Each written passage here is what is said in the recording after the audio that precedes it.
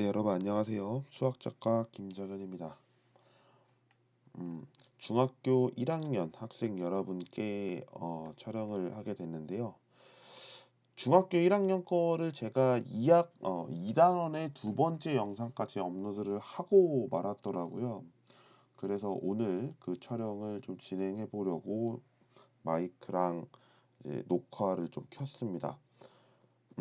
2월 16일이었군요. 마지막 업로드가. 그리고 그 마지막 업로드가 문자와 식에서 문자를 사용한 식을 간단히 하면 어떻게 되는지 생략에 대한 내용을 좀 전해드렸는데요. 오늘 살펴볼 내용은 식의 값이라고 하는 처음 듣는 여러분께 아마 좀 생소한 단어가 될 수 있는 그 내용을 정리해 보려고 합니다. 사실은 식의 값이라고 이야기를 합니다만 이건 그럼 대체 어떻게 나온 거냐라고 이제 묻는 거예요. 그래서 그 부분을 쉽게 좀 설명을 드릴 수 있도록 해보겠습니다. 자, 우선은 여러분들 제가 어떻게 좀 해볼 거냐면, 자, 이렇게 한번 이야기를 해보죠.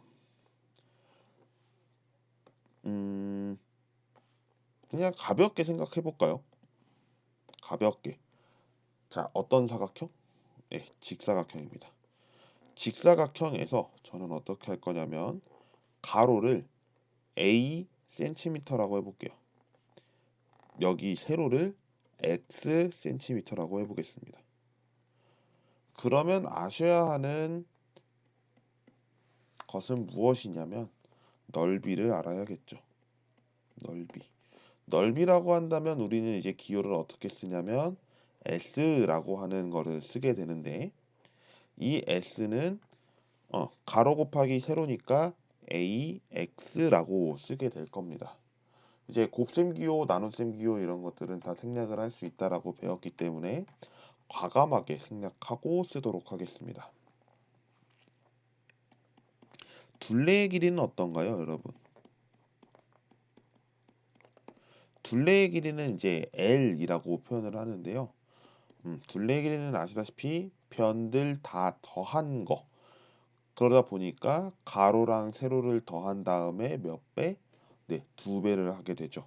그래서 우리는 2배의 A 더하기 X다라고 하는 것을 얻을 수가 있게 되는 거죠. 여기까지는 이제 다 문자로 사용을 했습니다. 그런데 이제는 A가 얼마인지가 제시될 겁니다. A를 15라고 해볼게요. A를 15, X를 얼마라고 해볼 거냐면 7이라고 해보겠습니다. 그러면 이 상황에서 S하고 L 값을 구하여라라고 하는 거예요. 두 가지가 제시됐을 때 S와 L을 구하여라. 이러한 문제가 대부분 등장하는 거거든요. 그러면 구해 보겠습니다. 아까 우리가 S랑 L을 좀 적어 보겠습니다. AX였고요. 길이는 2배의 A 더하기 X였습니다. 그러면 이 상태에서 이제 어떻게 되는 거냐면 A랑 X가 있습니다. 이렇게 제시되어 있는 값을 가지고 어떤 식에다가 대입을 해요. 이것을 대입이라고 합니다. 그냥 영어로 얘기하면 넣는 거예요. 넣는 거. A 대신에 얼마를 15를 넣는다라고 생각하시고요. X 대신에 얼마를 7을 넣는다라고 생각하십시오. 근데 넣는다라고 하는 것은 수학적으로 그렇게 좋은 표현은 아닙니다. 그래서 이제 수학에서 용어를 쓰는 것을 우리는 대입이다라고 하고요. 이 과정을 대입한다. 그리고 이렇게 대입했을 때 나오는 결과가 있는데 그 결과를 식의 값이라고 이야기를 합니다. 그러니까 과정이 있고 결론이 있으면 여기서 해당하는 과정은 대입한다가 되고 그것을 통해서 나오는 부분이 네, 시계값이구나 라고 하는 것을 정리하면 참 깔끔하겠죠. 이 과정 알면 매우 좋을 거라 생각합니다. 그러면 구해 보겠습니다. S를 지금 AX라고 했으므로 A15고요. 네, X7입니다. 그러면 이 둘이를 곱하면 얼마죠? 네, 105가 될 겁니다. 동의하시죠? 물론 단위는 제곱 센티미터입니다. 센티미터. 그리고 L 값도 보겠습니다. L 값.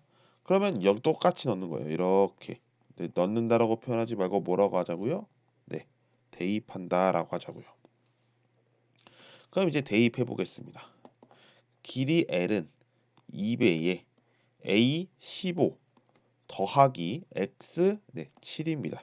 그러면 2 곱하기 15 더하기 7은 22니까 44cm가 된다는 것을 확인할 수가 있겠죠.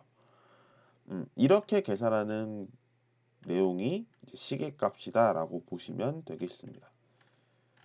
대부분 시계값을 구하는 과정은 어디에서 많이 등장하냐면 규칙에서 상당히 많이 등장합니다. 그걸 좀 적어볼까요?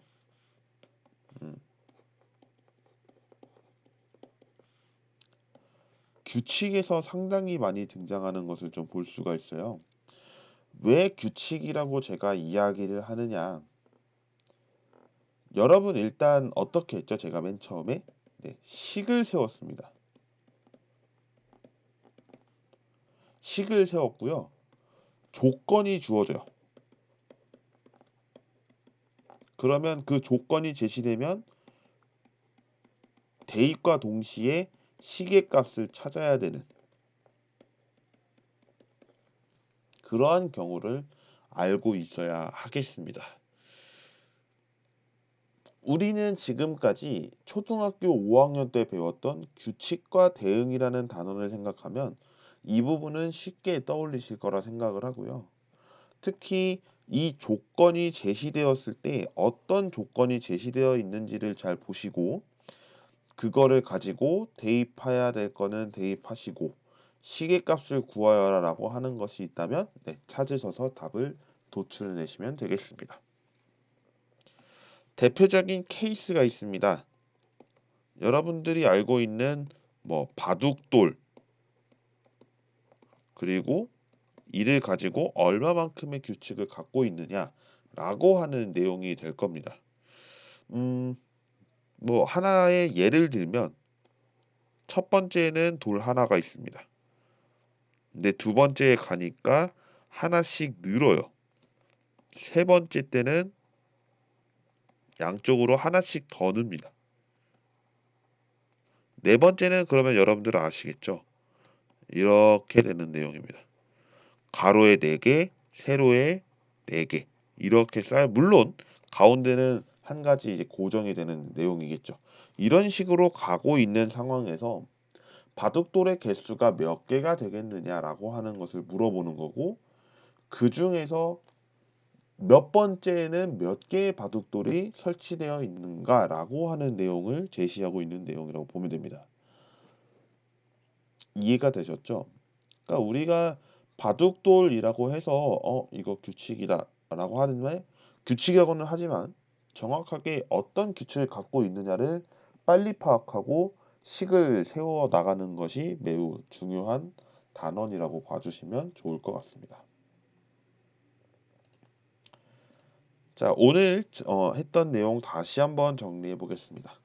시계값이라고 해서 시계값은 결국에 문자가 제시되어 있는데 문자 중에서도 뭐 어떤 값이 특정한 값이라고 할게요.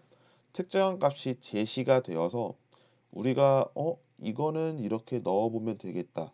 그것을 우린 수학적으로 대입한다라는 내용을 배웠고요. 그 대입을 함으로써 어떤 값을 구해야 하는 그러한 도출의 결과가 시계값이다라고 아시면 되겠습니다. 팁은 제가 말씀드렸듯이 식을 세우는 과정 하나, 그리고 조건 제시와 함께 대입과 이제 시계값을 찾는 그런 내용을 봐주시면 되겠습니다. 대표적인 케이스는 바둑돌을 말씀드렸고요. 뭐 다른 내용도 있을 겁니다만 제가 현재 쉽게 떠오를 수 있는 거는 이 정도다라고 봐주시면 대단히 감사하겠습니다. 자, 그러면 시계값의 정리는 여기까지 하고요. 다음 시간에 살펴볼 내용을 미리 여러분께 말씀드리겠습니다. 다음 시간에는 이제 저희가 식이라고 하는 것을 이제 더 자세하게 배우기 위해서 식을 배울 거고요. 그 식 중에서도 1차 식에 대해서 살펴볼 예정입니다. 1차 식이라고 하는 내용을 여러분들이 아셔야 다음 단원에 등장하는 1차 방정식이라는 개념을 이해하실 수 있으며 1차 방정식을 알아야 여러분이 그 과정에서 뭐 이제 구해야 되는 값이 있는데 그 구하는 값을 찾는 과정을 쉽게 이해하실 수가 있을 겁니다. 이 점 참고해서 계속해서 시청해 주시기를 부탁드립니다. 시청해 주신 모든 분들 감사드리고요. 저는 다음 시간에 뵙도록 하겠습니다. 고생하셨습니다.